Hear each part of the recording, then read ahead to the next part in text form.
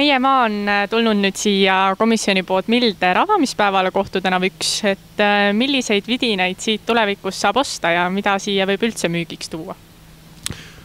Minu põhimõte on see, et ma tahaksin võimalikult palju selliseid asju tuua poodi müüki, mida Saaremaal üldse pole. Aga kõike võib tuua, mis pakkuda, ma võin teie kõrvad ka maha müüa, kui tahate.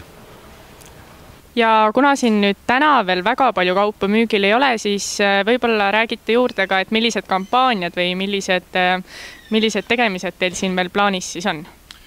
No täna eile õhtul ma sain võtmed kätte, täna hommikul kell 10 ma tulin siia, hakkasin asju tegema ja suur aitäh kõik, kes mind toetasid täna ja ütleme nädala aja pärast ma loodan, et on maja täis.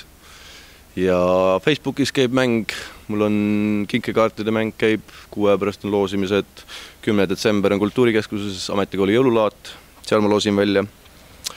Siis üks loos on, ma võtan Tallinna kaupa tooma ühe inimese 1 päevaks, näeb ära, milline elu see on, kõik. Ja kust see kaup Tallinnast tuleb? Ma käingi lihtsalt poest poodi, vaatan, kus odavamad hinnad, kui on 70% alla, hopp, ostan ära, toon siia müüki. Põhiline ma hakkan päikseprille sisse tooma, ilusaid, sest Kuressaare linnas keegi ei oska neid tuua siia linna. Värvilisi telefone meil ei tooda ja üldse kõike, mida meil ei tooda, hakkama sisse tooma. Ja mis kokkuleppel inimene saab oma asju siia tuua? Ühesõnaga, kui mulle asi meeldib, siis klient ütleb enda hinna, ma panen asja müüki, panen enda hinna otsa, kui asi on müüdud, helistan kliendile, annan talle raha. Ja kas olete ise ka müüja või otsite siia müüjat? Ma ise üritan kogu aeg koha peal olla ja müüja on kogu aeg koha peal olemas üks. Ja müüja on juba, ühesõnaga vestlused hakkavad varsti juba müüjatega.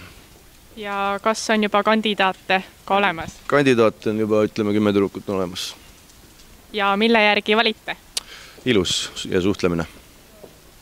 Ja hetkel, kas saate täpsustada, kuulub nüüd see pood ka mingile konkreetsele ettevõttele või olete seda loomas? OÜ Milder on loodud, tuleb riigilõiv ainult ära tasuda.